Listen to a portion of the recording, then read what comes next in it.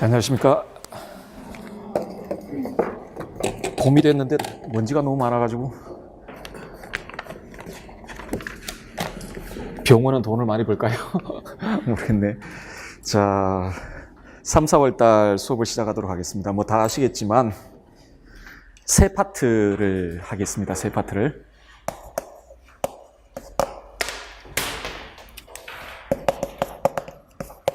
하고 통일교육론, 이렇게 세 개의 파트로 진행이 될 겁니다. 진행이 되는데, 원래 이 응용윤리는 예전에 보면은 보통 이렇게 서양윤리 파트에 묶여가지고 이렇게 점수가 계산이 됐거든요. 뭐 서양윤리 몇 프로 이럴 때 응용윤리가 같이 들어갔습니다. 그래서 한 문제 정도 보통 지금 출제가 되고 있습니다. 한 문제 정도.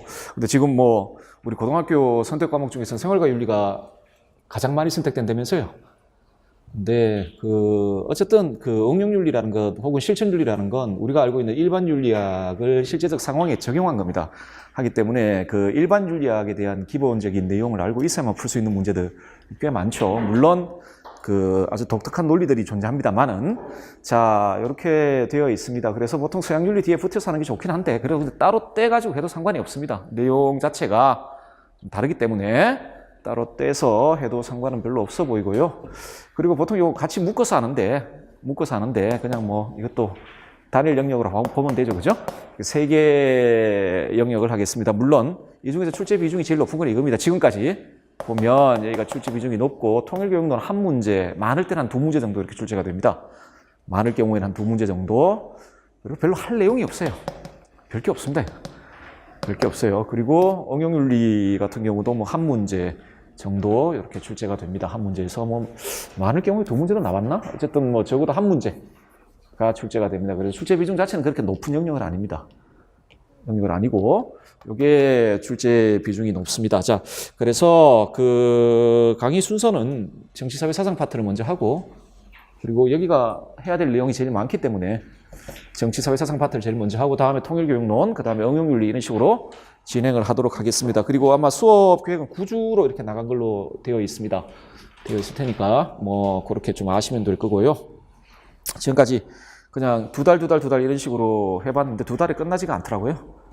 그래서 계속 보충하고 그래서 그랬는데, 그냥 보충할 바에야 정식 수업인 것처럼 그렇게 하는 게 낫겠다 싶어서 평균을 잡아보니까 3, 4월 수업은 한 9주 정도 했더라고요.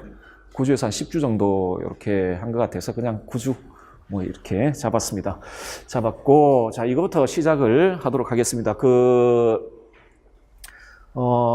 예전에 객관식 시험 있었죠? 1차 객관식, 2차 객관식 시험 치기 직전에, 시험 제도가 그렇게 바뀌기 직전에 교육과정 평가원에서 뭡니까? 뭐 일종의 시험 범위를 제시를 했거든요. 그런데 뭐 이 시험 범위는 딴 게 아니고 그 당시에 교육과정 내용 요소에 따른 시험 범위입니다. 교육과정에, 물론 교과 교육론 같은 경우에는 교육과정 내용 요소에는 없지만 나머지 뭐 서양윤리, 한국윤리, 동양윤리 같은 경우에는 기본 틀이 우리 교과서에 나와 있는 이론들을 틀로 해가지고 시험 범위를 제시했는데, 그때도 이 정치, 사회, 사상 파트의 시험 범위가 제시됐는데 굉장히 애매했어요. 시험 범위라고 제시했던 게 뭐 이런 겁니다. 민주주의론, 뭐 이런 거. 근데 저 민주주의론에서 뭘 내겠다는 건지, 뭐 예를 들어 뭐 서양윤리 같은 플라톤, 뭐 소크라테스 이런 식으로 쭉쭉 이야기를 했거든요. 그리고 구체적으로 학자들 이야기를 하고, 심지어 뭐 교과 교육론 같은 경우도 뭐 콜버그 이후에 뭐 도덕심리학자들이 이런 식으로 구체적으로 시험 범위를 출제를 했고 이렇게 지시를 했는데, 유독 이 정치, 사회, 사상 파트에는 지적하는 학자도 없고, 그리고 시험 범위라고 제시했던 이론이 너무 외운이 넓어요. 민주주의론이라고 이야기를 하면 도대체 어디까지인지 알 수가 없지 않습니까? 그죠? 뭐 그 정도로 출제를 했는데, 그래서 기본적으로 우리가 이제 참조할 수 있는 건 기출 문제 같은 걸 좀 참조할 수 있을 것이고, 다음에 교과서의 내용들 좀 참조할 것이고, 참조를 할 수 있을 거라고 생각합니다. 그래서 그런 걸 좀 참조를 해서 제 교재의 학자들을 좀 모아봤습니다. 이론들과 모아봤는데, 그런데 기본적인 틀은 우리나라의 국가 이념입니다. 국가 이념. 국가 이념. 우리나라 국가 이념이 뭐죠? 헌법에 제시되어 있는 대한민국의 국가 이념이 있습니다. 입헌 군주제? 인민민주주의? 인민민주주의? 아니죠. 어떻게 되어 있습니까? 저쪽에 북한은 국가 명칭이 어떻게 되어 있죠? 정식 국가 명칭. 이번에 트럼프하고 할 때 보니까 약자 쓰던데, 약자를 쓴데 어떻게 되어 있죠? 조선인민민주주의공화국입니다. 조선인민민주주의공화국.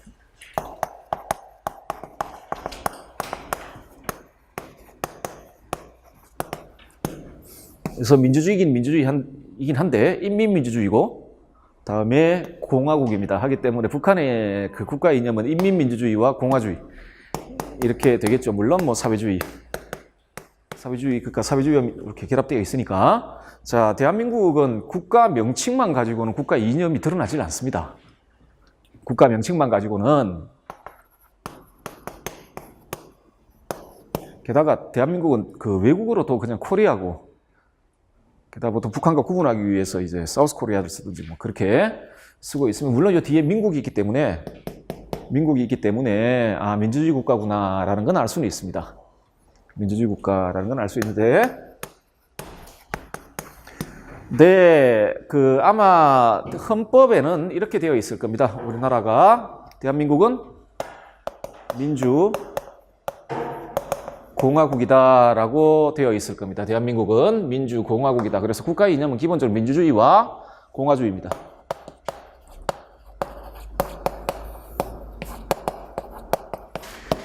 민주주의와 공화주의를 국가 이념으로 채택하고 있고요. 그런데 우리가 그 경제적으로는 그 사회주의 경제 체제를 취하고 있지는 않죠.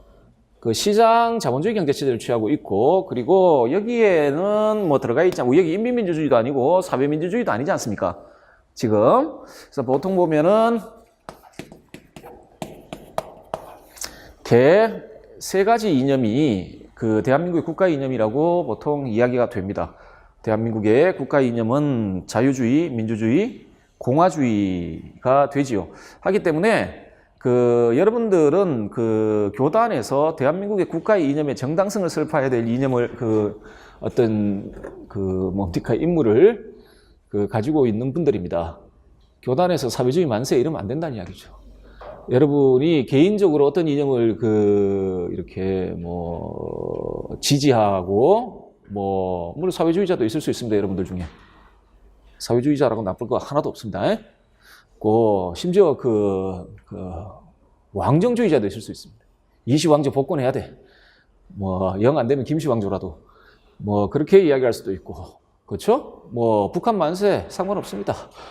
상관없어요. 속으로 이야기하는 건 아무 상관이 없습니다. 자, 대한민국 헌법의 사상과 표현의 자유가 있다라고 이야기를 하니까, 게다가 내면적 양심은 뭐 밖으로 표현되지 않는 이상 상관없어요. 없는데, 그럼에도 불구하고 여러분은 여러분의 신념이나 그 이념과는 상관없이 교단에서는 이걸 이야기를 해야 됩니다.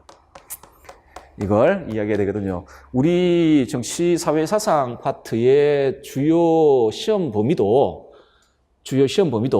이걸 뼈대로 해서 구성되어 있습니다. 자유주의, 민주주의, 공화주의. 이렇게. 자, 그런데 아시겠지만 자유주의가 뭐지라고 이야기를 하고 민주주의가 뭐냐, 공화주의가 뭐냐라고 물으면은 이건 이리저리 대답을 못 합니다. 그러니까 자유주의는 이거야, 뭐 공화주의는 이거야, 민주주의는 이거야라고 딱 잘라서 모든 걸 다 포함할 수 있는 정의는 없어요. 없기 때문에, 왜냐하면 학자마다 내용이 다 달라요. 요 진영에 포함되어 있는 학자들이 있고, 여기에 포함되어 있는 학자들, 여기에 포함되어 있는 학자들이 있습니다. 그리고 그 학자들은 같은 자유주의자라도 생각이 다르고, 같은 민주주의자더라도 민주주의에 대한 생각이 다르고, 같은 공화주의자라도 조금 생각이 다릅니다. 물론 공통점이 있기 때문에 자유주의자라고 부르고 민주주의자라고 부르고 공화주의자라고 부르긴 하지만 생각이 달라요. 그래서 여러분들은 이걸 공부하실 때는 여기에 포함되어 있는 학자들의 이론들을 중심으로 공부를 하셔야 됩니다. 이렇게. 그리고 요것을 뼈대로 해서 이걸 중심으로 해서 여기와 관련을 맺고 있는 이론들이 있단 말이죠. 그게 예를 들어 이 이념의 반발로 나온 이념이든 아니면은 뭐 대조가 되는 이념이든 간에 여기와 밀접하게 관련되어 있는 그 이론들이 있습니다. 예를 들어서 자유주의와 밀접하게 관련되어 있는 이론은 뭘까요? 이런 것들이 있습니다. 이런 거. 공동체주의도 있고, 근대 자유주의에 반발해서 나왔던 보수주의 같은 것도 있고, 그렇겠죠? 이런 것들도 있고, 뭐 그렇습니다. 물론 공화주의의 아주 대척점에 있는 거는 군주정 같은 건데, 우리가 군주정 배워야 될 이유가 전혀 없죠. 전혀 없고 하기 때문에 뭐 이런 이론들이 있습니다. 하기 때문에 이렇게, 그리고 뭐 사회주의 같은 경우도 여기 이렇게 들어가겠죠. 그래서 이걸 빼대로 하고 이것과 이렇게 대비가 된다든지 이것에 반발로 나온 이론이라든지 이런 것들을 함께 보면은 됩니다. 함께 보면은 되고, 그리고 또 하나는 우리 말이 좋아 자유민주공화국이지,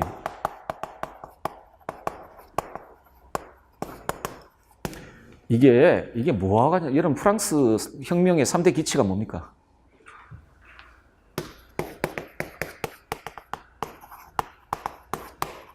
이렇게 되어 있죠. 말이 좋아 자유평등 박애지, 말이 좋아 자유평등 박애지 부딪혀요. 평등을 강조하다 보면 자유가 문제가 되고, 박애를 강조하다 보면은 뭐 또 자유나 뭐 이런 게 또 문제가 되고, 이것도 마찬가지예요. 공화주의적 요소를 강조하다 보면은 자유주의적인 요소가 문제가 돼요. 부딪혀요. 이게 그렇게 쉽게 이렇게 뭉칠 수 있는 개념이 아니에요, 이게 쉽게. 여러분들 어떤 자유주의자들은 민주주의적 가치를 별로 소중하게 생각 안 하는 자유주의자도 많습니다. 많아요. 그러니까 개인의 자유와 민주적 가치가 같이 갈 수 있는 개념이 아니에요. 그렇게 쉽게 갈 수 있는, 같이 이렇게 붙어서 갈 수 있는 개념이 아닙니다. 이걸 붙이기 위해서 많은 노력이 필요해요. 많은 노력이 필요한데, 그래서 이것들 사이에도 약간의 어떤 차이점들이 있습니다. 대립하는 부분들이 있거든요. 그래서 어떤 사람은 민주주의자인데 자유주의자가 아니에요. 예를 들어 가장 극단적으로 이야기하자면 칼막스 같은 경우예요. 칼막스는 아주 전형적인 민주주의자예요. 칼막스는 그것도 그 고대의 직접 민주주의에 대한 이상을 가졌던 사람이에요. 그래서 여러분들 칼막스 이상에 근거해서 그 소비에트에서 혁명이 일어났죠. 러시아에서. 중국도 마찬가지예요. 지금 북한도 마찬가지인데 중국이나 중국이나 북한이 명목상 내세우는 민주주의가 거의 직접 민주주의를 내세워요. 여러분 인민대표자 회의라는 거 아세요? 러시아의 소비에트가 뭐냐면, 예를 들어 공장 A라는 공장, B라는 공장이 이렇게 있어요. 그러면 여기서 노동자 소비에트를 만들어요. 공장 단위로. 그러면 공통적으로 어떤 주제를 토론해요. 토론한 다음에 지역 소비에트가 있어요. 그러면 토론 결과를 요 대표자 보내가지고 지역 소비에트에서도 모여가지고 논의할 거 아니에요? 논의해요.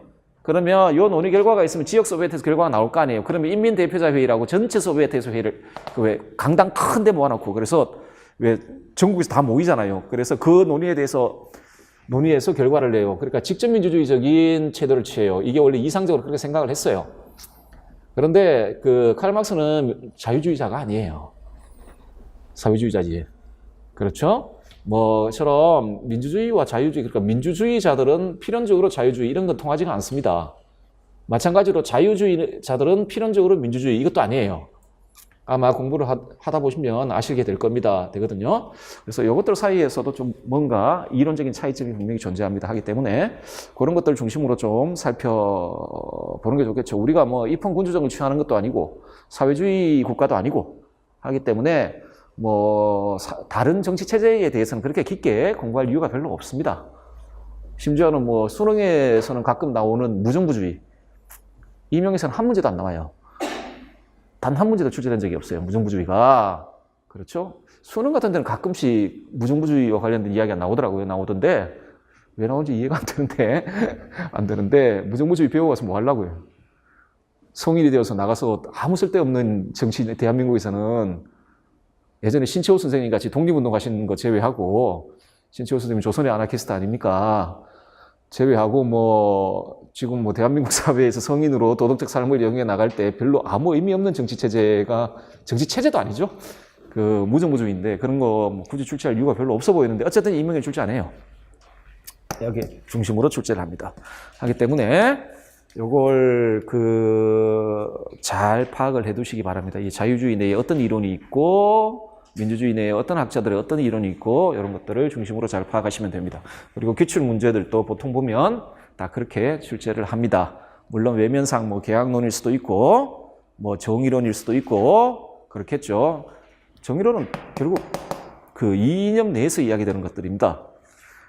민주주의라는 이념 내에서 이야기되는 것들이고 하기 때문에 그런 점들을 잘 파악을 해 두시면 되겠습니다. 자, 그리고 그 수업할 때마다 누누이 말씀드리지만 공부를 하실 때 여러분들이 중점적으로 보셔야 될 건 어떤 학자다, 어떤 이론이 있을 경우에 그 이론을 구성하는 개념입니다. 개념. 이론을 구성하는 중심 개념, 중핵 개념, 코어가 되는 개념들을 잘 보셔야 되고, 잘 보셔야 됩니다. 이걸 잘 파악하셔야 됩니다. 잘 파악하셔야 기입형 같은 경우도 좀 손쉽게 해결을 할 수가 있어요. 이걸 잘 파악하셔야. 그런데 이론을 구성하는 코어가 되는 그 중앙적인 개념은 숫자가 그렇게 많지가 않아요. 어떤 이론이든 간에. 여러분들 칸트가 아무리 이론이 복잡하다 해도 칸트의 그 이론을 구성하고 있는 아주 핵심 개념, 그 중심이 되는 개념은 그렇게 많지가 않습니다. 별로 많지 않아요. 칸트도 20개가 넘어가지 않습니다. 넘어가지 않기 때문에 그 중심이 되는 개념을 잘 파악하시고, 그다음에 이 개념을 통해 어떤 그 이론을 구성하고 있는지를 잘 파악하셔야 됩니다. 그러니까 이론을 구성하는 논리가 어떤 주제와 그 주제를 어떤 개념을 가지고 어떤 논리를 전개하는지를 잘 파악을 하셔야 돼요. 그렇기 때문에, 그리고 개념을 파악한다는 건 무슨 말인지 아시죠? 이 용어를 그냥 익히는 게 아니라 이 개념의 의미를 안다는 겁니다. 소위 정의를 안다는 거예요. 정의. 선의지가 뭐냐라고 하면 선의지만 아는 게 아니고 그 선의지의 정의를 아는 거예요. 모든 개념은 다 외형과 내포로 구성되죠. 그게 정의란 말이에요. 정의를 안단 말이에요. 그 개념의 정의를 아는 것이고, 그 개념의 정의를 정확히 알아야 어떤 주제에 대한 그 학자의 논리를 이해할 수가 있습니다. 논리는 개념들로 구성되기 때문에 그래서 그 1차적으로 공부의 출발점은 개념, 그 학자가 사용했던 개념의 의미를 파악하는 것부터 출발해야 됩니다. 정확하게, 그것도 정확하게 파악해서 정확히 암기할 수 있어야 됩니다. 그래야만 이해하기가 쉬울 겁니다. 그래서 아마 제가 보충 자료로 개념이라고 되어 있는 부분이 있을 텐데, 제가 생각하기에 좀 중심 개념이 되는 몇 가지를 학자들마다 그걸 좀 모아둔 겁니다. 모아뒀으니까 좀 참고로 살펴보시고, 보충 자료의 내용들은 주어져 있는 주제에 대해서 그 학자가 어떤 방식으로 그 이론을 전개했는지를 좀 간략하게 요약해 놓은 겁니다. 제 교재를 요약해 놓은 것이니까 꼭 확인하시고요. 보충 교재 앞에 그 기출 영역이 있습니다. 그 참고로만 보십시오. 별로 의미가 없어요, 지금. 자, 보시고요. 자, 지금부터 정치 사회 사상 파트를 좀 시작을 해볼까 합니다. 제일 먼저 우리가 살펴보아야 될 분은 이분입니다. 플라톤인데, 당연히 이분은 정치 사회 사상 파트에 출제되기보다는 윤리 사상 파트에 출제될 가능성이 매우 높고, 근데 저번에 이분이 한번 출제된 적이 있는데, 그때 정답이 아마 이거였겠나? 뭐 철인하고 다음에 최선자 정책, 이분이 이상시 했던 정치체제. 와, 철인이 이게 정답이었나? 뭐 하여튼 이렇게 나왔고, 그래서 철인 치자사상하고 그 이상국가론에 나와 있는 이론이죠. 이상국가론에 나와 있는 이론이 출제가 된 적이 있습니다. 그래서 저는 그걸 이제 윤리사상 파트로 묶질 않고 정치사회사상 파트로 묶었는데요. 그래서 정치사회사상 파트에서 한 문제 정도 나왔다, 이렇게 이야기를 할 수 있을 것 같습니다. 자, 플라톤의 그 정치사상은 제 교재에는 전기, 후기 이런 식으로 아마 되어 있을 텐데 요거는 별로 중요하지 않다라고 생각을 합니다. 후기에 플라톤의 정치사상은 크게 중요하지 않다. 그러니까 참고로만 좀 보시고요. 이 전기의 플라톤의 정치사상인데요. 이 전기 플라톤의 정치사상은 윤리학과 마찬가지로 국가편에 아주 집약이 되어 있습니다. 플라톤의 생각이. 그래서 보통 이상국가론 이렇게 부르죠. 플라톤의 이상국가론이라고 부르죠. 후기 가면 플라톤이 현실을 좀 파악하면서 안 되겠구나 해서 좀 논조를 누그러뜨려요. 네. 자, 그럼에도 불구하고 플라톤이 생각했던 가장 이상적인 형태, 플라톤이 이상적으로 꿈꿨던, 그가 생각했던 뭐 정치체제라든지 통치방식이라든지 이런 것들 있잖아요. 국가의 모습은 이 국가라는 저서에 집약되어 있습니다. 국가라는 저서에. 저게 전기라서 어릴 때 썼다고 생각하실지 모르겠는데 저게 50세 정도입니다. 국가가 완성되었던 게 플라톤 한 50세. 정도이거든요. 플라톤이 70 조금 넘어서까지 살았으니까 중반기, 그러니까 청년기부터 자기가 생각했던 것들이 집약되었던 책이 되어 있는 책이 국가입니다. 하기 때문에 플라톤의 가장 원형적인 생각이 나타나 있는데 뭐 윤리학이든 교육학이든 심지어 미학이든 자, 정치학도 마찬가지고 정치 사상도 마찬가지입니다. 자, 지금 그러면 요 정기편에 나와 있는, 그러니까 국가편에 나와 있는 플라톤의 이상국가론을 좀 보도록 합시다. 이게 아마 플라톤과 관련해서는 이 정도만 알아도 상관이 없을 거고 후기는 별로 중요하지 않습니다. 중요하지 않은데 자, 일단은 봅시다. 국가의 이상국가론이라고 되어 있습니다. 자, 국가라는 책의 목표가 뭐였을까? 국가의 부제는 올바름 혹은 정의란 뭐냐입니다. 국가의 주제는 올바름 혹은 정의란 무엇인가가 국가라는 그 플라톤의 저서의 주제입니다. 주제이고 요걸 두 개로 나눠서 설명을 하죠. 개인의 올바름과 국가의 올바름. 이렇게 나눠서 이야기를 하는데 원래 국가편의 주제는 개인의 올바름이었습니다. 올바른 사람, 달리 말해 정의로운 사람은 어떤 사람이냐라고 논의가 시작이 되는데 그렇게 논의가 시작이 돼요. 그래서 요게 원래는 주제였는데 플라톤이 이런 방식으로 논의를 하죠. 그 개인의 정신의 구조와 혹은 마음의 구조와 혹은 영혼의 구조와 국가의 구조가 동일하다라고 전제를 해요. 인간의 영혼, 정신의 구조와 국가의 구조가 동일하기 때문에 자, 어느 게 눈에 잘 보이죠? 쉽게 우리가 관찰할 수 있죠? 정신은 내밀하기 때문에 쉽게 잘 관찰이 안 되죠? 근데 국가는요, 쉽게 관찰할 수 있다고 생각해요. 게다가 그 당시에 국가라는 게 아테네 아닙니까? 아테네. 작단 말입니다. 눈에 다 보여요, 이렇게. 작은 나라지 않습니까? 그죠? 폴리스란 말입니다. 작은 폴리스들이잖아요. 눈에 보이죠? 하기 때문에 논의를 어떤 식으로 전개시키냐면 요것하고 요게 구조가 같기 때문에 우리가 개인의 올바름을 알기 위해서는 정신의 구조를 알아야 되는데 이건 눈에 잘 안 보이니까 그래서 이걸 작은 문자, 큰 문자 이런 식으로 이야기를 해요. 플라톤이 이건 눈에 잘 보이니까 나중에 나이가 드시면 작은 문자 잘 안 보이지 않습니까? 돋보기 끼고 막 이렇게 봐야 되는데 이게 잘 보인단 말입니다. 그러면 이게 구조가 같다면 이걸 논의해보자 그래서 국가의 구조부터 출발합니다. 국가의 올바름에서부터 출발해서 여기로부터 이것의 올바름을 이끌어내요. 이렇게 유비적으로 이끌어내거든요. 자, 그래서 어쨌든 간에 국가편에 그래서 제가 그 1, 2월 달에 그 플라톤 할 때는 이거는 의도적으로 빼버리고 요거만 했습니다. 요거. 윤리학과 관련해서 이게 중요하니까 그 정치사회 사상 파트에서는 요건 빼버리고 요거. 근데 국가편의 논의 흐름은 이거부터 나옵니다. 이거부터. 이걸 먼저 한 다음에 여기에 기초해서 개인의 올바름에 대해서 이야기를 하거든요. 자, 어쨌든 간에 그러면 결국은 우리 정치사상 파트에서 그 국가편의 목적은 결국 올바른 국가, 소위 정의로운 국가가 뭐냐네. 정의로운 국가가 뭐냐. 그건 좀 더 크게 이야기를 하면 정의로운 국가는 플라톤이 생각하는 이상적인 국가입니다. 결국 이상적인 국가의 원형이 어떠냐는 자기가 생각하는 이상적인 국가 모델, 국가의 아주 이상적인 모습, 그걸 제시하는 게 국가편의 목적이라고 할 수 있겠고 다른 식으로 이야기하자면 모든 국가가 따라야 할 보편적인 원리를 제시해 주는 겁니다. 모든 국가가 따라야 할 보편적인 원리를 제시해 주는 게 이분의 생각입니다. 자, 요게 국가편의 목적이면 이제 목적을 달성하기 위해 국가편에서 보면 논의를 시작을 합니다. 도대체 정의로운 국가, 자기가 생각하는 이상적인 국가가 무엇이냐. 자, 그러면 국가라는 게 어떻게 생겼을까?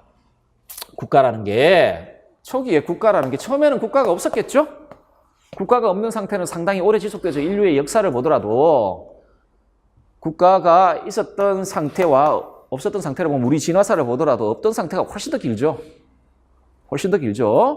긴데 어쨌든 간에 국가가 없는 상태가 있었을 것이고 다음에 국가가 수립된 시기가 있을 거예요. 그러면 국가가 형성될 때 도대체 어떤 원인 때문에 아니면 국가 형성의 기원이 무엇인지에 대해 그 플라톤이 이야기합니다. 그러면서 결론적으로 이야기하자면 국가란 개인의 자연적 성향의 바탕을 두고 형성된다는 개인의 자연적 성향의 바탕을 두고 형성된다라고 이야기를 합니다. 자, 이게 무슨 말인지 간단하게 설명을 해보면, 자, 논리가 이렇습니다. 국가는 사회 구성원들 사이의 서비스의 상호 교환 체계이다라고 일단 정의를 해요. 자, 플라톤의 기본적인 국가에 대한 관점이에요. 서비스 그 상호 교환 체계란 뭐냐면, 왜 국가를 우리가 만들려고 했냐면 혼자 살기가 불편했기 때문에 그랬다는 겁니다. 여러분도 마찬가지 아닙니까? 지금 혼자 살면 의식주를 혼자서 다 해결해야 되거든요. 그렇잖아요. 그죠? 의식주를 혼자서 해결해야 돼. 근데 이게 상당히 불편해요. 불편할 뿐만 아니라 어떤 의미에서 그게 불가능하겠죠. 저 같은 경우에는 손재주가 전혀 없거든요. 뭘 만들지 잘 못한단 말입니다. 그래서 제일 괴로운 게 꼬마가 집에 있는 꼬마가 무슨 레고, 다음에 그 프라모델 같은 거 있지 않습니까? 사달라 그러면은 어릴 때 저번에 그 건담 샀다가 그 조립하다가 진짜 허리 나갔습니다. 나중에 성질이 나더라고요. 나중에 성질이 나던데 작은 거 그걸 계속 이렇게 게다가 손재주도 별로 없고 손도 무디고 잘 안 되는 거예요. 안 돼가지고 힘들고 그러는데 저같이 손재주 없는 사람은 이거 굶어 죽어야 된단 말이에요. 굶어 죽어요. 작물도 잘 못 키워요. 이상하게 장모님이 저희 집에 한번 선물로 요만한 식물을 하나 갖다 주셨는데 나름 키운다고 열심히 키웠습니다. 근데 자꾸 죽어요. 그래서 죽는 시들고 잘 안 커요. 그래서 나중에 이게 안 되겠다 싶어서 죽일 수는 없으니까 장모님 댁에 갔더니 한 1년 뒤에 가니까 이만큼 자라 있어요. 안 되는구나 나는. 그런 생각을 해서 저 같은 사람 굶어 죽는단 말이죠. 그러면 어떻게 하겠습니까?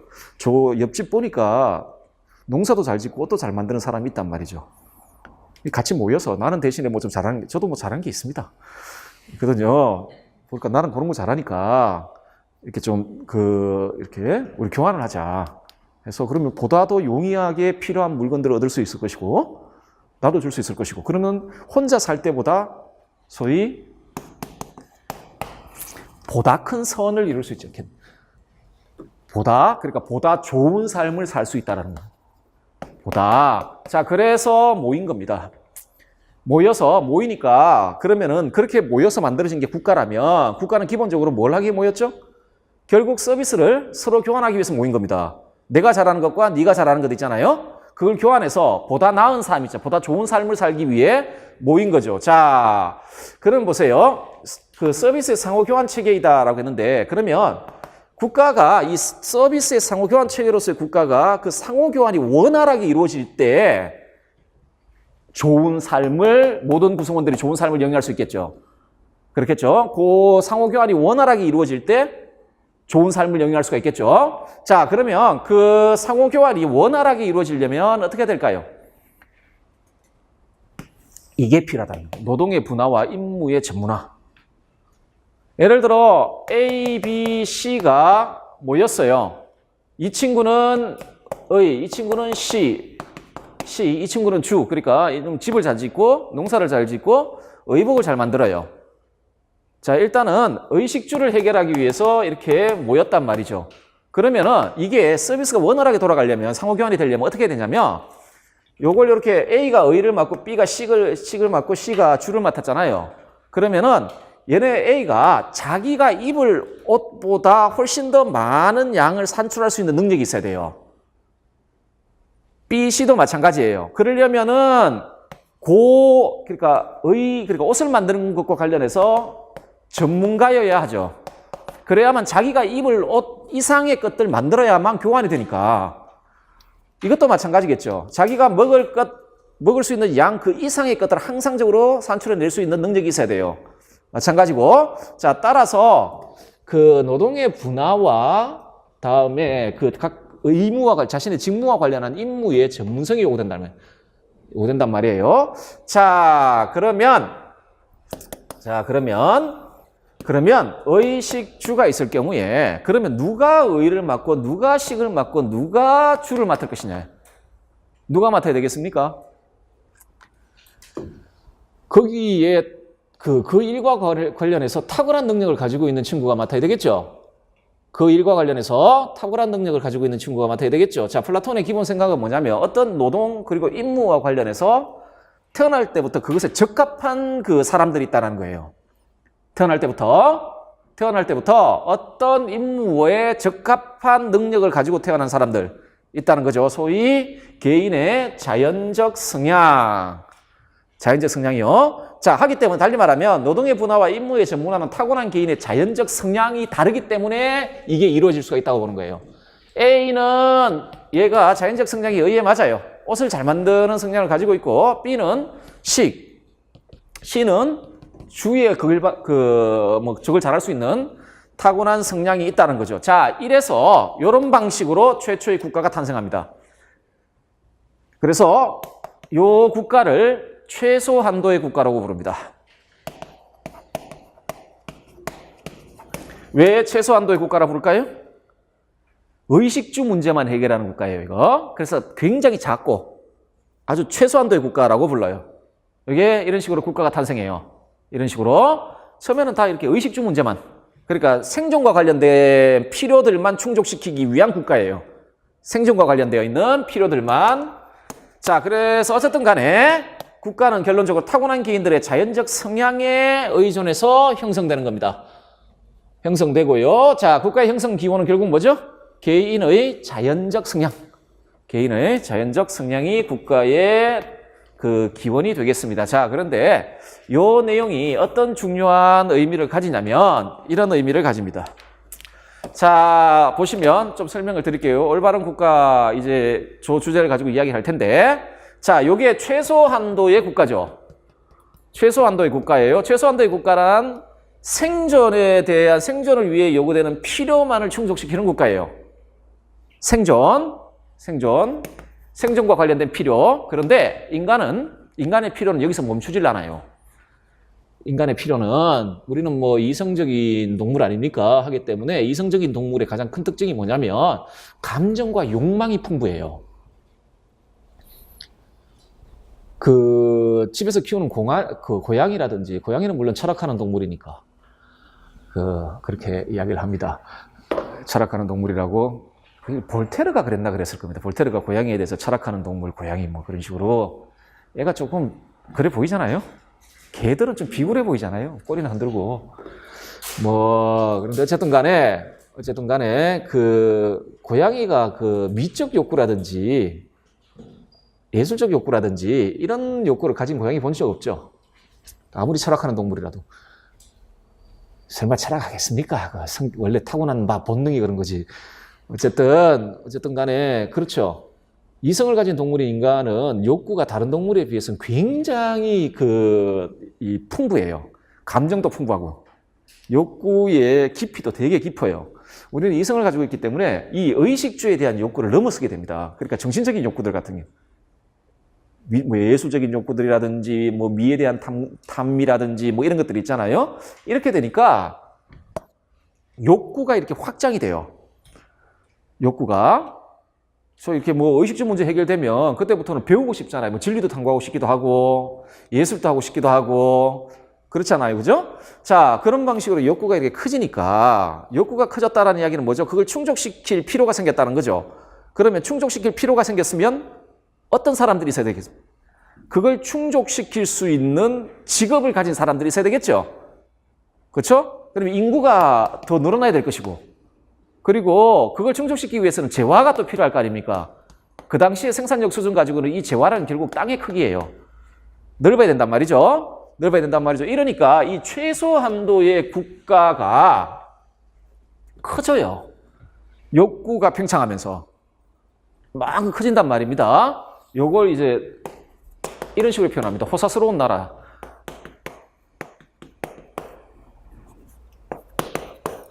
호사스러운 나라 이런 식으로 표현하는데 플라톤이 이제 호사를 부리는 거예요.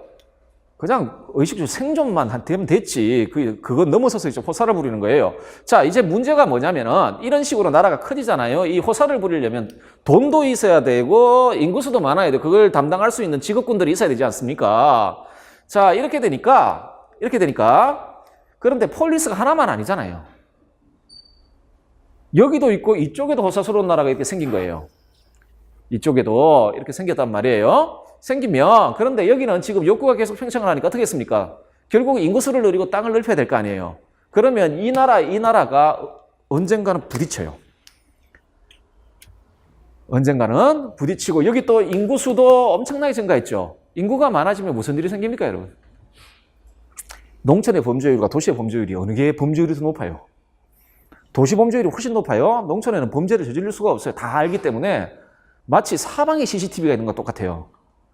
농촌은 CCTV가 없음에도 불구하고 다 알잖아요. 얼굴 다 안단 말이에요. 안단 말이에요. 하기 때문에 사방에 CCTV가 있는 것 똑같아요. 똑같은데 도시는 또 그렇진 않죠. 도시의 그 범죄율이 높죠. 이 통치에 대한 필요가 생겨나요. 질서를 잡아야 되는 통치에 대한, 그래서 질서를 잡고 국가를 유지해야 되는 통치에 대한 필요가 생겨나고, 또 하나 어떤 필요가 생겨나요? 이거 부딪힌다고 했죠. 부딪힌다고 했죠. 어떤 국가를 보호해야 되는 필요가 생겨나요. 외적으로부터 국가를 수호해야 될 필요성이 생겨난단 말입니다. 이렇게. 자, 요런 필요가 생겨나죠. 필요가 생겨나면 뭐가 있어야 됩니까? 이걸 담당할 직업군이 있어야 되는 거죠. 이 직업이 생겨났단 말이죠. 그러면 이걸 담당할 자들이 생겨나야 된단 말입니다, 이걸. 자, 그러면 아까 우리, 이거 누가 담당해야 됩니까? 플라톤의 관점. 아까 국가는 개인의 자연적 성향에 따라 구성된다 했잖아요. 그러면은 이것 또한 누가 담당해야 되겠습니까? 타고난 바 성향이 이것에 부합하는 자들이 통치해야 되고 수호해야 되는 거예요. 아무나 하는 게 아니고, 자, 이런 생각을 하게 됩니다. 하게 되거든요. 자, 요거를 좀 생각을 한 다음에 요거 한번 봅시다. 올바른 국가, 소위 정의로운 국가, 예, 수립과정, 소위 이상 국가가 어떤 방식으로 수립되는지 요 생각을 머리에 좀 두고 봅시다. 올바른 국가는 모든 국가 구성원이 최선의 삶을 누리는 국가예요. 어떤 특정 개인이나 특정 계급이 아니고 그 국가 구성원 전체가 최선의 삶인데, 플라톤한테 최선의 삶과 행복한 삶은 같은 삶이에요. 동일한 삶이거든요. 자, 요 국가인데, 이런 국가인데, 이 국가가 되기 위해서는, 구성원 모두가 행복한 삶을 누리는 국가가 되기 위해서는 그 국가는 한마음 한뜻으로 하나 된 나라가 돼야 돼요. 이 말은 뭐냐면 질서와 조화가 있어야 된다는 얘기예요. 국가가 질서와 조화를 갖추고 이렇게 통일돼야 된다. 그래야만 최선의 삶을 살 수가 있다라고 이야기를 해요. 모든 구성원들이. 자, 그러면 이게 어떻게 가능할까? 이런 올바른 국가가 수립되기 위해서는 두 가지 조건을 충족시켜야 돼요. 두 가지 조건을 충족시켜야 되는데, 첫째, 국가를 구성하는 모든 부분이 각자의 자신의 고유한 역할을 훌륭하게 수행해야 한다. 자, 국가는 여기서 간단하게 말씀을 드릴게요. 좀 이따 다시 보겠지만 국가는 크게 세 부분으로 구성돼요. 타고난 바 자연적 성향에 따라. 아까 그 국가에 있는 구성원들의 욕구를 충족시키는 게 굉장히 중요했죠. 의식주 문제, 게다가 이게 확장되면서 뭐 여러 가지 있잖아요. 그런 국가 구성원들의 필요와 욕구를 충족시키는 부분이 있어야 돼요. 그거는 물론 다양한 직업군들이 있겠지만 그 안에는 뭐 구두를 만드는 사람도 있을 것이고, 농사를 짓는 사람도 있을 것이고, 예술작품을 생산해내는 사람도 있을 것이고, 그 당시 예술작품에는 뭐 건물이라든지 뭐 조각상 같은 거 있잖아요. 그 당시에는 건물과 조각이 따로 떨어진 게 아니죠. 현대에 와서 그 조각이 건물로부터 떨어지죠. 이렇게 떨어집니다. 그거를 이제 했던 사람이 로덴 같은 사람들이죠. 하나 독립적인 예술 작품을 만들어내죠. 그죠? 만들어내는데 어쨌든 간에 뭐 그런 거 만드는 사람이 있을 거 아니에요? 소위 그 생산을 담당하는 사람이 있을 것이고. 자, 다음에 또 호사스러운 나라가 뭐가 필요하다고 했습니까? 통치의 임무를 담당해야 될 사람이 있다라고 했죠. 통치의 임무를 담당해야 될 사람이 있고, 또요, 크게 이야기하면 또 내외적으로부터 국가를 방어 수호해야 될 사람이 필요합니다. 뭐 군인 계층 같은 경우, 그래서 뭐 국가를 수호해야 하는 일에 담당하는 사람. 자, 그래서 플라톤은 크게 국가를 요 세 가지 부분으로 나눠놓고, 자, 올바른 국가가 되기 위해서는, 소위 한마음 한뜻으로 하나 된 나라가 되기 위해서는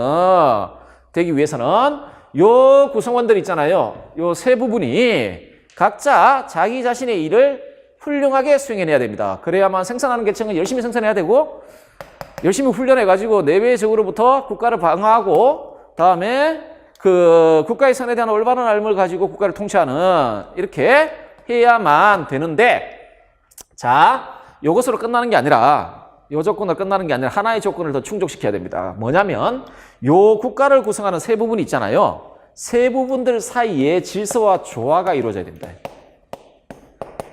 이렇게 나눠져 버리면, 통치자가 명령하는데 수호자가 따르지 않고 생산자가 뭐 자기 마음대로 하고 이러면 국가가 이렇게 분열될 거 아닙니까? 분열될 거 아닙니까? 그러면은 아까 국가는 기본적으로 뭐라 그랬습니까? 서비스의 상호교환 체계라고 했고, 그래서 그 국가를 구성하고 있는 사람들이 전체적으로 좋은 삶을 살기 위해서는 어떻게 해요? 그 상호교환이 원활하게 일어나야 된다고 그랬잖아요. 상호교환이 원활하게 일어나기 위해서는 예를 들어 얘들 따로 놀면 상호교환이 안 되죠. 안 될 거 아니에요? 원활하게 일어나기 위해서는 각자가 아까 뭐 의식주 가지고 예를 들자면은 각자 맡은 바 자기가 먹을 양만큼 더 많이 생산해야 될 거 아니에요. 열심히 거기에 그 일에 복무를 해야 될 것이고 전문적 기술을 가지고 능력을 가지고 자 마찬가지예요. 이 사람들도 어떤 전문적인 능력, 전문적인 기술을 가지고 열심히 자기 일을 해야 될 뿐만 아니라 이것들 사이에 이 세 부분들 사이에 질서가 있어야 돼요. 질서와 조화, 전체의 질서와 안녕에 나름으로 기여할 때 올바른 국가가 수립됩니다. 자, 그러면 이제 구체적으로 국가를 구성하는 부분, 세 부분이라고 이야기를 했고, 그 사람들이 자신의 고유한 역할을 훌륭히 수행해야 된다고 이야기를 하잖아요. 그러면 도대체 그 각각의 부분의 고유한 역할이 무엇인지, 자, 그리고 이걸 잘하면은 그 부분은 훌륭한 부분이 돼요. 이때 훌륭함이란 아르테를 이야기합니다. 이게 덕. 세 부분의 덕을 한번 살펴보도록 하겠습니다. 자, 국가의 구성 부분과 그것의 기능 및 덕입니다. 자, 다 아실 텐데 서양윤리를 공부를 하셨으면 간단하게 다시 한번 설명을 드리자면 아레테라는 한국말로 덕이라고 지금 번역되는 이 히라버는 원래 우리가 지금 사용하고 있는 덕의 개념, 그러니까 도덕적 뉘앙스가 확 담겨져 있는 그런 덕의 개념이 아닙니다. 아니고 훌륭함 혹은 탁월함이라는 의미입니다. 훌륭함 혹은 탁월함이라는 의미인데 뭐와 관련해서 훌륭하냐, 뭐와 관련해서 탁월하냐, 뭐뭐에 대해 훌륭하다, 뭐뭐에 대해 탁월하다고 해야 될 거 아니에요? 그가 가지고 있는 고유한 기능과 관련한 훌륭함, 탁월함입니다. 책상은 자, 그래서 저 아레테라는 말은 인간에게만 사용된 개념이 아닙니다. 고대 히라버에서는 아레테라는 말은 거의 그러니까 기능을 가지고 있는, 고유한 기능을 가지고 있는 모든 존재자에게 다 적용되는 말이에요. 책상도 마찬가지입니다. 책상이 아레테를 소유했다라는 말은 뭘까요, 그러면? 책상이 자신의 고유한 기능을 훌륭히 수행하고 있다라는 말입니다. 책상이 자신의 고유한 기능을 훌륭히 혹은 탁월하게 수행하고 있다라는 말입니다. 덕이란 그 기능과 관련하여 기능 수행과 관련한 훌륭함, 탁월성이에요. 덕이란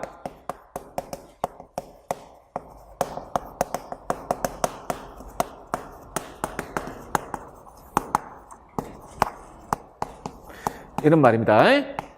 이때 기능은 굳이 인간의 기능이 아니어도 돼요. 모든 존재자들의. 자, 그리고 어떤 존재가 어떤 기능을 가지고 있다는 건 어떻죠? 기능 수행이라는 말은 그 존재가 어떤 일을 가지고 있다는 겁니다.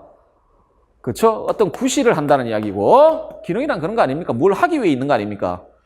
그렇잖아요? 뭘 하기 위해 있는 거잖아요. 하기 때문에 그 기능을 가지고 있다는 이야기는 고유한 기능을 가지고 있다는 이야기는 그 존재자가 그 기능과 관련해서 어떤 고유한 일을 가지고 있다는 이야기고, 결국은 아레테 속 덕이란 혹은 탁월성이란 그 일의 수행과 관련한 탁월성이다라고 이야기할 수 있겠습니다. 책상이 탁월하는 건요? 책상의 탁월성은요? 책상의 고유한 기능, 앉아서 공부할 때 전혀 불편함이 없으면 이 책상은 아레테를 소유하고 있다라고 말을 하는 겁니다. 자, 그러면 지금 세 부분이 있다고 했죠. 통치하고, 수호하고, 생산하는, 다르게 이야기하면 다스리고, 수호하고, 생산하는, 이게 국가의 세 부분이라고 했단 말입니다. 이 국가의 세 부분의 구분은 기능에 따른 구분입니다. 소위 직업에 따른 구분이라는 이야기예요. 그렇죠? 기능에 따른 구분이에요.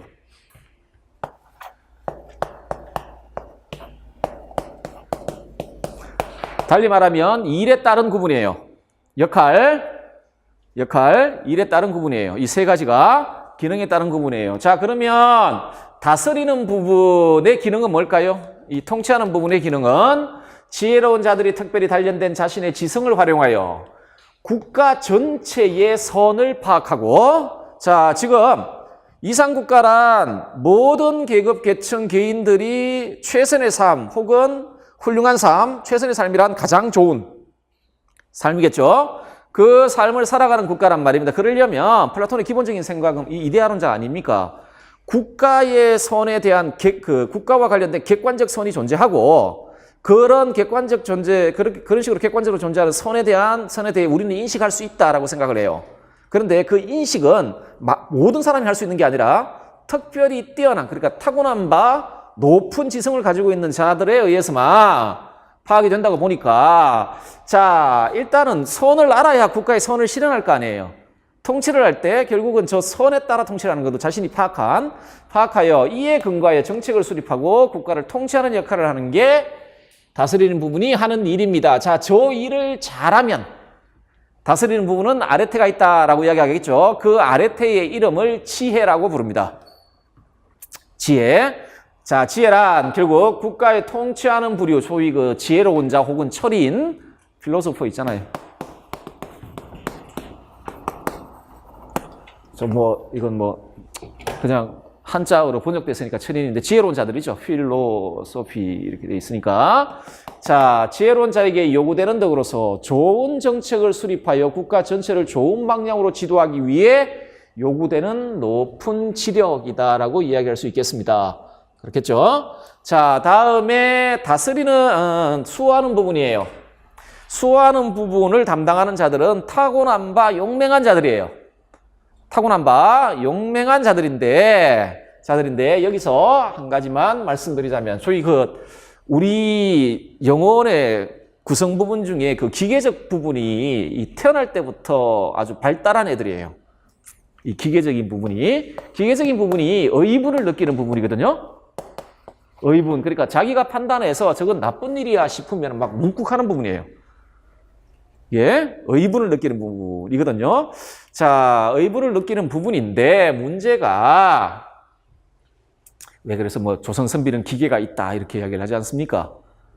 조선 선비들은 모든 조선 선비들이 아니고 그 중에 몇몇 선비들은 기계가 있다라는 말은 뭡니까 이게? 의를 보면 자신의 생명을 던져서라도 저걸 지키려고 했다 그런 말이죠. 그렇죠? 그러니까 의분을 느끼는 부분입니다. 의분을 느끼는 부분인데 문제가 저 기계는요. 그 자체 좋지도 나쁘지도 않아요. 기계는 그 자체 선도 아니고 악도 아니에요. 그 자체로는. 왜냐하면 이거 통제가 잘못되면 오히려 그 사람의 존재와 사회를 파괴하는 데로 나아갑니다. 그렇겠죠? 자신뿐만 아니라 타인들의 삶도 망가뜨리는 그런 일도 벌일 수가 있어요. 저 기계가. 예를 들어서 욱욱하는 사람들 있잖아요. 그런데 참아야 되는데 욱해가지고 막 때려버리고. 그래, 쌍방구 하실 이렇게 내가 감옥 가고 그런 경우도 있을 거 아닙니까? 그렇죠? 자, 보세요. 수호하는 부분이 하는 일은 용맹한 자들이 내외의 적에 맞서 국가를 수호하고 통치자를 보조하며 그래서 보조자라고 불리기도 합니다. 보조하는 이 수호하는 부분의 사람들을 보조자라고 부르기도 합니다. 자, 그의 명령을 수행하는 것이라고 되어 있죠. 자, 여기서 보면 어쨌든 간에 이 주요 일은 내외의 적에 맞서 국가를 수호하는 거예요. 수호하는데 수호할 때 어떻게 한다고요? 통치자를 보조하여 하며 그의 통치자의 명령을 수호하는 것. 이라고 하죠. 자, 그러면 내외의 적에 맞서 국가를 방어할 때 무엇에 따라? 통치자의 명령이죠. 그게 법으로 전개되면 법에 따라. 그래서 요 일을 잘 하는 걸 용기라고 부릅니다. 용맹이라 부르지 않고 기계라 부르지 않고 자, 국가의 수호자 부류에게 요구되는 덕으로 통치자의 명령에 따라 자, 이 개인과 관련해서 예를 이야기를 해보면 기계적인 부분, 우리 영혼하는 기계적인 부분이 있어 의분을 느끼는 부분이 있단 말이에요. 근데 이건 그 자체로 선도 악도 아니에요. 이게 잘못 사용되면 오히려 악을 산출할 수도 있어요. 그런데 이성이 지시하는 명령에 따라 사용돼야 돼요. 그래야만 선을 이룰 수가 있어요. 마찬가지로 국가에서도 그 통치자, 즉 국가의 객관적 선에 대한 참된 알을 소유하고 있고 그걸 통해 국가를 통치하는 통치자의 명령에 따라 명령에 따라 내외의 적에 맞서 굳건하게 국고를 수호하기 위해 요구되는 지혜와 혼합된 덕. 자, 이 마지막 용어는 이해가 되시죠? 이게 왜 지혜와 혼합된 덕인지? 기계가 지혜에 의해 인도될 때 생겨나는 덕입니다. 그러니까 기계가 지혜에 의해 인도될 때, 달리 이야기하면 이성적인 부분에 의해 이것이 잘 조절되고 통제될 때 생겨나는 덕이 용기입니다. 용기이기 때문에 이렇게 이야기를 하고요. 자, 다음에 생산하는 부분인데 시민들의 물질적 욕구 충족에 필요한 여러 가지 생산 활동에 종사하는 게 생산하는 부분이죠. 자, 국가편에서는 고유한 덕이 없습니다. 생산하는 부분엔 고유한 덕이 없어요. 이거 질문하지 마세요, 이제. 교과서에 여기 절제인데요. 그런 이야기 하지 마세요. 없어요. 교과서 그 저술가가 플라톤을 능가하면 안 됩니다. 플라톤을 능가하면 안 돼요. 자, 이게 무슨 말이냐면, 그러면 지금 그리고 막 해석하지 마세요. 교과서 이렇게 되어 있는데 국가편에는 절제가 전체적으로 나와요. 그런데 그 생산하는 부분은 덕이 없어요. 그런데 교과서 개정되면 어떨지 모르겠어요. 개정 교과서 나왔나요? 2월 중순에 나왔다던데. 예. 네, 개정 교과서를 못 봤어요, 아직까지. 적어도 개정되기 이전에는 어떤 교과서에는 지금 보실 절제의 덕이 있는데, 국가 전체의 덕인데, 절제의 덕이 생산하는 부분의 덕이라고 되어 있어요.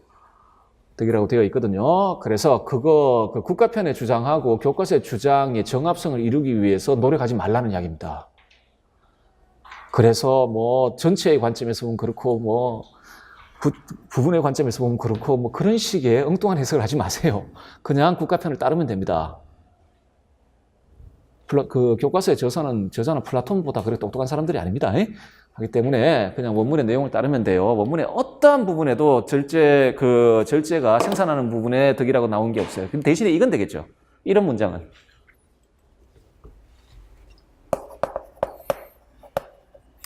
참, 이 문장도 될라나 모르겠는데, 이것도 논리적으로 검토해보면 될지도 안 될지도 모르겠는데, 논리적으로 검토를 해봐야 되겠는데, 이다라는 문장이 있는데, 이 문장이 이걸 함축하면 돼요. 만약에 이 문장이 옳은 문장이라면, 이게 절제는 전체의 덕이란 말이에요. 그러니까 통치하는 부분, 수호하는 부분 다에 적용되는 덕이거든요. 그런 의미에서 이 문장은 참일 수도 있어요. 왜냐하면 생산하는 부분만의 덕이라고 한 적은 없으니까. 이렇게. 그런데 우리 지금 객관식 시험 치는 게 아니지 않습니까? 그렇죠?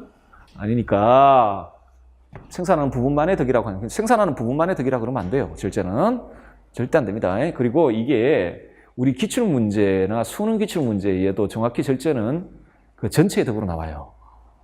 전체의 덕으로 나오기 때문에 그냥 전체의 덕으로 보시면 됩니다. 자, 방금 말씀드렸지만 지금 우리 두 가지 덕을 봤죠. 용기하고 지혜를 봤죠. 자, 근데 다시 한번 돌아가서 올바른 나라가 형성되기 위해서는 두 가지 조건이 있어야 된다고 했죠. 하나가 뭐였습니까? 각 부분이 자기 자신의 일을 훌륭히 수행해낼 때이죠. 자, 그러면은 일 혹은 기능과 관련된 탁월한 상태, 기능 아니면 그 일을 훌륭하게 수행하고 있는 상태를 뭐라 그랬습니까? 아레타라 그랬죠. 그러면 첫 번째 조건과 관련해서는 두 가지 덕이 있어요. 하나가 통치하는 부분, 다스리는 부분이 자기 일을 훌륭하게 수행하면 지혜, 수호하는 부분이 자기 일을 훌륭하게 수행하면 용기죠. 자, 그러면 첫 번째 조건에 대해서 이야기를 했는데 두 번째 조건이 뭐냐면 그 안에 질서와 조화가 있어야 된다고 했죠. 그 부분들 사이에 질서와 조화와 관련된 덕이 있어요. 그게 절제입니다. 절제거든요. 자, 절제란 무엇인지 지금부터 보도록 하겠습니다. 절제란, 자, 플라톤의 국가편에서 절제를 이렇게 정의합니다. 성향에 있어서 한결 나은 쪽과 한결 못한 쪽 사이에 어느 쪽이 지배해야 할 것인지에 대한 시민들 사이의 합의. 자, 국가는 개인의 자연적 성향의 기초에서 형성이 됩니다. 그리고 이렇게 형성된 호사스러운 나라, 그러니까 발전된 나라인데, 발전된 나라는 이 자연적 성향에 근거해서 통치하는 부분 혹은 다스리는 부분, 수호하는 부분, 생산하는 부분 이렇게 나누어집니다. 소위 자연적 성향에 따라 생산하는 데 적합한 애는 여기, 수호하는 데 적합한 애는 여기, 통치하는 데 적합한 애는 여기로 배치돼야 된다는 이야기입니다. 그렇죠? 그리고 이건 어떻게 알죠? 그 개인의 자연적 성향을 어떻게 알게 되죠? 교육 과정을 통해 알아요. 그 밑에 제일 처음에 플라톤의 첫 번째 그 초등학교 들어가면 제일 먼저 뭐부터 배우죠? 플라톤의 관점에서. 시가하고 체육부터 배우죠. 시가, 체육 배운 다음에 기하학 배우고 뭐 쭉쭉 가다 나중에 변정술 배워요. 그렇죠? 이렇게 배우잖아요. 이까지 올라가면 통치자가 돼요. 여기서 떨어지면 이제 생산해야 돼요. 아, 이건 뭐 그 지적인 일과는 관계없는 놈이구나. 뭐 이런 식으로 교육 과정을 통해 선발이 돼요. 이렇게. 아, 교육 과정은 플라톤의 관점에서 봤을 때는 이 친구들이 가지고 있는 자연적 성향이 무엇인지를 알아내는 과정이기도 해요.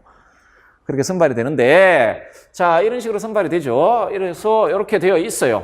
자, 그런데 플라톤은 요 자연적 성향 사이에 우열이 있다라고 이야기를 하는 거예요. 자연적 성향 사이에 우열이 있다라는 이야기예요. 자, 뭐가 더 이렇게 높을까요? 이런 게 높은 거죠. 이 지력 같은 거 높은 지성. 그렇죠? 자, 그러면은 성향상 이렇게 되어 있을 때 성향상 한결 나은 쪽은 어디입니까? 제일 나은 쪽. 이쪽이에요. 그 다음이 여기고 여기 1번, 2번, 3번이에요. 이렇게 봐요. 자, 이렇게 보는데 보세요. 한결 나은 쪽과 한결 못한 쪽 사이에 어느 쪽이 지배할 것인가에 대한 시민들의 합의라고 이야기를 했죠. 자, 요들 사이에 합의가 있는 거예요. 누가 지배하고 누가 지배를 받을 것인가 합의를 하는 거예요. 근데 합의의 내용이 있겠죠. 누가 지배를 해야 될까요? 성향상 한결 나은 쪽이 지배한다. 한결 못한 쪽이 지배를 받는다. 인데 이게요. 그냥 이루어지는 게 아니라 합의가 돼야 돼요. 그러니까 이쪽 생산하는 부분도 아 나는 통치자의 통치를 받겠다라고 스스로 자율적으로 수용을 해야 돼요. 그리고 이쪽에는요. 여러분 통치자는 머리 좋은 애들 아니에요. 플라톤의 관점에서 그 이데아 다 보고 좋은 이데아까지 보내요. 머리 좋은 애들란 말이에요. 그 기하학 다 통과했죠. 수리적으로 머리 좋죠. 그 수학 계산도 잘하는 애들이에요. 얘네들이 돈 벌겠다고 마음먹으면 돈 많이 벌 수 있어요. 돈 많이 벌 수 있겠죠. 머리 좋은 애들. 물론 머리 좋다고. 뉴턴도 저 주식에 다 쫄딱 망했지만 뉴턴 그 주식에 망해가지고 나중에 돈 벌려고 저거까지 합니다. 우리나라 치면 예전에는 그 조폐공사라 그랬는데 화폐 만드는 국가기관에 들어가가지고 그 공무원 해서 위조화폐 범들 잡으러 다니는 일을 했습니다. 국가가 그게 한 5년인가 10년 동안 잡으러 다녔는데 못 잡은 걸 그 뉴턴 6개월 만에 잡아냅니다. 그 위조 화폐범을 6개월 만에 잡아내가지고 자백을 안 하니까 또 그 대단하신 뉴턴께서 또 그게 또 고문도 하고 해가지고 6개월 만에 잡아내거든요. 그래서 국가에서 보상금도 받고 나중에는 돈 없어가지고 저거까지 하죠. 그 뛰어난 학자가 그 연금술 금 만들어야지 연금술에 빠져가지고 말년에 헤매요. 아마 그 이유 중에 하나가 그 주식에 가지고 재산 다 날린 것 때문에. 근데 주식은 뉴턴도 안 됩니다. 하지 마세요. 어쨌든 간에 돈 벌려고 그러면 돈 잘 벌 수 있거든요. 근데 그거 안 하고 나는 통치하겠다. 그리고 수호자들 있죠. 이놈들의 힘이 어딥니까? 무력 아닙니까? 무력을 한번 지어보세요. 통치하고 싶지.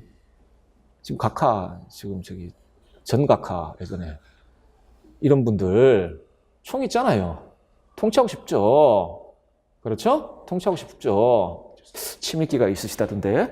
자, 어쨌든 간에 통치하고 싶을 거예요. 그리고 그렇죠. 돈도 많이 벌고 싶고 그리고 힘이 있어요. 실제로. 무력이 있단 말입니다. 이성계 보셔요. 일거에 그냥 뒤엎어버리지 않습니까? 한 왕조를. 여러분들 보통 보면 왕조 교체할 때 그 성비가 왕 되는 거 봤어요? 대부분 장군들이에요. 시즈가 무슨 철학자입니까? 군인이지? 그렇잖아요. 자, 통치하고 싶겠죠. 그런데 그걸 자제하고 나는 수호만 하겠다. 통치자의 명령을 받아서. 보통 공부하는 애들이 그 달리기도 잘 못하고 비리비리해요. 근데 보면 비리비리한 놈의 말을 듣겠다. 신체적으로 라고 이야기를 하는 굉장히 절제가 필요하겠죠? 자제력이 필요하겠죠? 자, 이게 절제입니다. 이게 하기 때문에 보세요. 이거 합의라고 했습니다. 이게 어느 한편이 일방적으로 예를 들어 통치자가 일방적으로 따라 이게 아니에요. 그 국가가 조화와 질서가 있는 한마음 한뜻으로 하나 된 나라가 되기 위해서는 이 국가 전체를 구성하고 있는 세 부분이 전부 합의를 해줘야 돼요. 합의를 해줘야 된다는 이야기예요. 하기 때문에 이건 전체의 덕이에요. 어느 한 부분의 덕이 아니고 그러니까 이 부분들이 전부 갖추고 있어야 돼요. 얘도 자제의 미덕을 발휘해서 통치만 하겠다. 얘도 자제의 미덕을 발휘해서 난 수호만 하겠다. 얘도 돈 많잖아요. 돈 많으면 당장 그 원래 경제 권력 잡으면 전부 어떻습니까? 쉽게 정치 권력과 결탁하든지 자기가 정치 권력 잡으려 하잖아요. 그렇게 하지 않고 열심히 국가 구성원들을 위해 생산하겠다. 라는 거예요. 자, 그래서 국가의 선에 대한 최상의 지식을 갖춘 지혜로운 자들이 통치하고 수호자와 생산자는 그들의 명령에 따라 그들의 일을 훌륭히 수행해낼 때 그것도 이때 복종은 자발적 복종이어야 해요. 합의해야 된단 말입니다. 자발적으로 복종하는 거예요. 자, 그때 이루어지는 국가 전체의 덕을 절제라고 합니다. 절제라고 합니다. 무슨 말인지 아시겠죠? 자, 요게 절제입니다. 절제. 자, 그러면은 이제 올바름 혹은 정의인데 아마 교과서에는 이 용어보다는 이걸 더 많이 쓸 테니까 그냥 정의라고 생각하세요. 정의. 디카이 요시네라는 히라버 번역한 겁니다. 이거 원래 디케 여신 있죠? 이 정의의 여신. 정의의 여신 이름이 디케죠? 디케인데 디카이 요시네라는 히라버가 있습니다. 히라버가 있는데 그게 원래는 보통 정의라고 번역을 많이 하는데 개인에게 적용하기가 조금은 어색한 용어라서 개인에게 정의로운 개인 뭐 이렇게 좀 그러니까 특히 덕과 관련돼 있으니까 그 올바름 이런 식으로 많이 번역을 합니다. 올바름이라고 번역을 하거든요. 근데 뭐 정의라고 생각하시면 됩니다. 그냥 정의. 자, 그러면 정의로운 국가는 어떤 국가일까? 아까 어떻게 된다고요? 국가를 구성하는 세 부분이 자신의 일을 훌륭히 수행하고 그들 사이에 질서와 조화가 있는 상태라고 했죠. 결국은 지혜, 용기를 갖추고 전체적으로 절제의 그런 나라가 올바른 나라. 자, 그런데 좀 더 구체적으로 말하면 이렇게 이야기합니다. 그 국가편에서 각자가 각자의 일을 하고 다른 사람의 사람이나 부류의 일을 넘보지 않는 것. 이런 식으로 정의가 되거든요. 이게 국가편의 정의예요. 각자가 각자의 일을 잘 해야 돼요. 통치하는 부분은 통치하는 일을 잘하고 수호하는 부분은 수호하는. 자, 통치하는 자가 통치하는 일을 잘하면 지혜로운 국가가 되고 수호하는 부분이 수호하는 일을 잘하면 그 나라는 용기 있는 나라가 되죠. 생산하는 부분은 물론 없고. 그런데 다른 사람이나 부류의 일을 넘보지 않는 거예요. 이 말은 뭐죠? 아까 뭐 성장상 한결 나은 쪽과 한결 못한 쪽 사이에 누가 다스릴 것인지에 대한 모든 사람들, 모든 시민들의 합의라 그랬죠. 그 합의가 이루어지면 어떻게 되죠? 생산하는 자는 수호하거나 통치하려 하지 않고 수호하는 자는 생산하거나 통치하려 하지 않을 것이고 통치하는 자는 수호하거나 생산하지 않을 거라는 이야기예요. 소위 각자가 각자 일을 잘하게 되면 지혜와 용기 있는 나라가 되고 다른 사람의 다른 부류의 일을 넘보지 않는다는 건 절제 있는 나라라는 이야기입니다. 결국 이 덕이 전체적으로 잘 실현되면 그 나라는 정의로운 나라가 되는 것이죠. 자, 그래서 요 플라톤의 정의, 국가편에 나와 있는 이 플라톤의 정의의 함의는 이렇습니다. 수호자와 생산자는 통치자의 지시에 따라 자신의 일을 충실히 하고 통치자는 자신의 이익을 고려하지 않고 국가 전체가 행복해질 수 있도록 통치에 매진함으로써 이루어지는 조화롭고 질서 있는 국가 상태. 이게 정의입니다. 정의로운 국가. 달리 이야기하면 국가 내의 사회적 부류들 사이의 상호관계를 올바르게 조절함으로써 국가를 구성하는 개인들을 결속시켜 한마음 한뜻으로 하나된 나라를 만들어내는 조화로운 결합력으로 작용하는 게 정의라는 국가의 덕이에요. 이해되세요? 이해되시죠? 누가 통치를 해야 된다고요? 지혜로운 자들이 통치를 하고 나머지 부류는 그 지혜로운 자들의 명령에 따라 자기 자신의 일을 잘하고 있는 상태. 그 상태가 정의로운 국가입니다. 올바른 국가, 정의로운 국가가 되겠습니다. 이렇게 되면 한마음 한뜻으로 하나된 나라가 될 것이고 어떤 특정 부분, 특정 계층이 아니고 모든 사람들이 행복한 삶을 살 수 있는 그런 나라가 될 것이다. 라는 게 플라톤의 생각이 되겠습니다. 조금 쉬었다가 나머지 봅시다.